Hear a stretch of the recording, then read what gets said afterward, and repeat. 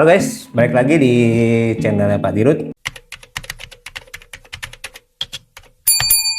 Ya, jadi hari ini gue mau membahas salah satu video yang beberapa hari lalu itu sempat viral ya guys. Di video ini, nah kita nonton bareng aja guys. Nanti gue jelasin setelah video ini ya.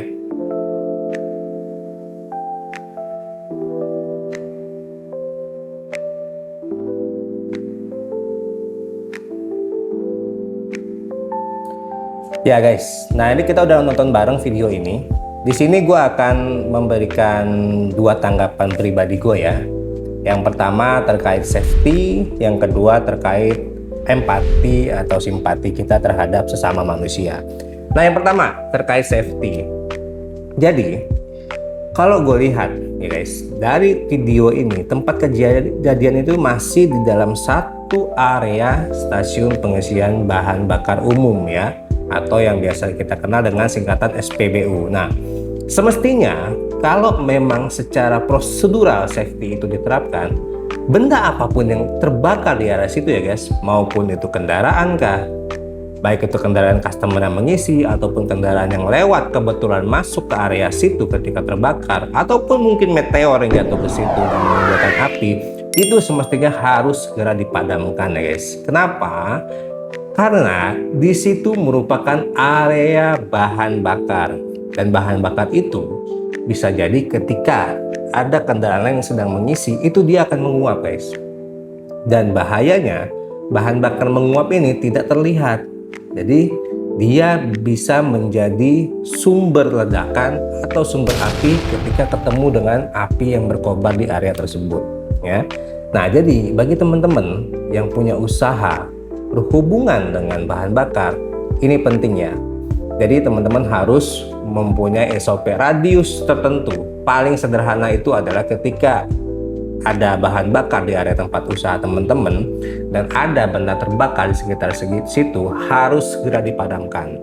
Bisa pakai fire blanket atau yang disebut dengan handuk atau selimut api, atau menggunakan apar ya. Nah di video ini yang gue sayangkan adalah kenapa kok sebuah SPBU itu ketika ada benda terbakar tidak segera dipadamkan. Untungnya ya guys, untungnya ini kalau gua lihat itu, jadi kendaraan ini habis mengisi bensin, dia berjalan belum sempat keluar, ternyata ada konslet di motornya.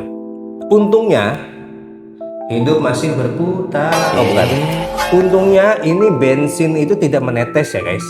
Kalau bensin ini menetes lalu api ini menjalar ke mesin pengisian, bisa kita bayangkan separah apa daripada efek kebakaran ini. Jadi penting buat teman-teman khususnya pengusaha di bidang bahan bakar, SOP-nya harus diperjelas, dipertegas dan disampaikan ke setiap karyawan yang ada di usahanya, dan juga harus sering dievaluasi.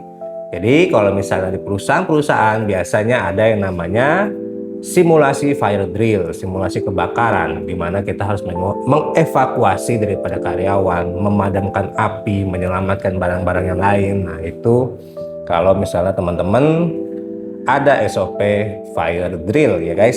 Nah lalu berikutnya yang gue bahas adalah empati dan simpati kita terhadap sesama manusia ya, karena kita itu adalah makhluk sosial guys. Apapun aktivitas kita pasti berhubungan dengan orang lain, dengan manusia lain ya, walaupun tidak hari ini mungkin besoknya, tapi yang pasti selama kita kehidupan berjalan, kita akan berhubungan dengan orang lain. Nah di sini gue melihat ada sisi empati yang kurang dilaksanakan ya dari video itu. Jadi secara deskripsi gue lihat itu di sini, kenapa tidak dipinjamkan apar? Alasannya ini gue nggak tahu ya bener apa enggak, gue hanya membaca daripada deskripsi yang ada di video ini. Ia bilang apar itu mahal yang pertama, yang mana gue tahu apar itu sebenarnya nggak semahal itu. Yang kecil itu ada yang 100, 200, yang sedang mungkin sekitar 300 sampai 500 sampai 600 tergantung jenisnya. Tapi biasanya apar yang digunakan di tempat-tempat dengan bahan bakar seperti itu, jenisnya itu apalagi di outdoor, dia biasanya menggunakan powder atau foam ya. Tapi kalau foam ini memang cukup mahal dan biasanya standar itu menggunakan powder, dan powder ini salah satu apar yang harganya paling terjangkau ya guys. Jadi kalau misalnya di video itu dibilang tidak dikasih karena mahal, gua rasa sih sepertinya tidak semahal itu, sehingga membiarkan resiko berbahaya terbakar yang lebih parah gitu ya.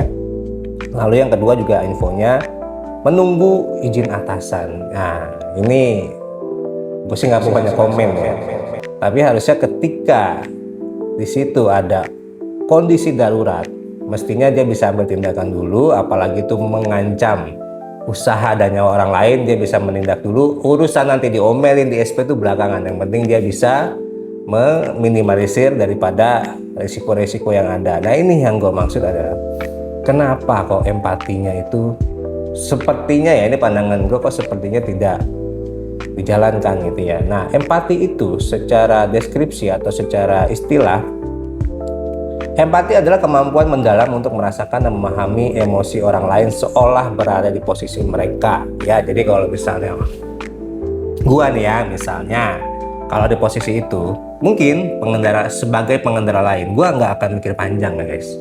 Gua akan ambil itu apar ya, lalu gue semprot itu, gue padamin sedini mungkin. Bukannya gue sombong atau gue karena banyak uang atau apa, enggak, tapi ini kita bayangkan teman-teman di posisi orang yang menjadi korban. Ia kebingungan mau nyari pemadaman api, akhirnya menggunakan alat seadanya, padahal di situ ada apar ya. Kalau untuk karyawan mungkin gue tidak mau masuk ke sana karena memang ada SOP tertentu yang mungkin ketat di situ ya. Tapi kalau kita sebagai orang lain yang ada di situ, selama memang kita mampu, baiknya kita bantu ya. Kenapa? Kalau teman-teman percaya dengan yang namanya tanam tuai, apa yang kita tanam itulah yang akan kita tuai. Mungkin bisa di hari itu, mungkin bisa di minggu depan, mungkin bisa tahun depan, atau mungkin bisa 10 tahun lagi. Ketika teman-teman membantu orang lain saat itu, bisa jadi di kemudian hari teman-teman akan dibantu juga. Bisa teman-teman yang dibantu, atau mungkin pasangan, atau keturunan, atau keluarga. Jadi itulah empati ya, menurut pandangan gua. Lalu satu lagi, apa beda dengan simpati? Nah simpati itu adalah salah satu provider telepon ya guys. Sorry.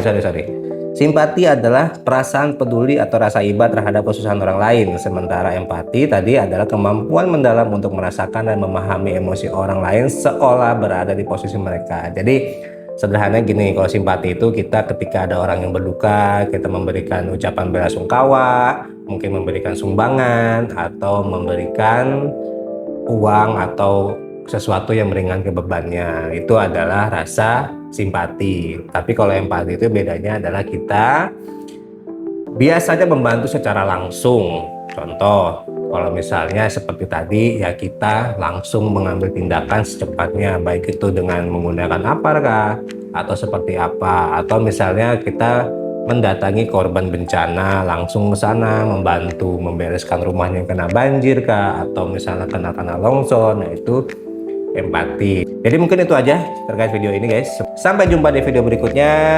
Jangan lupa subscribe ya guys, supaya gue lebih semangat guys untuk membuat konten yang mengedukasi kita bersama, berbagi, bersharing tentang ilmu yang gue punya, sehingga kita semua bisa lebih paham dengan apa-apa yang ada di sekitar kita. Oke, sampai jumpa di video berikutnya.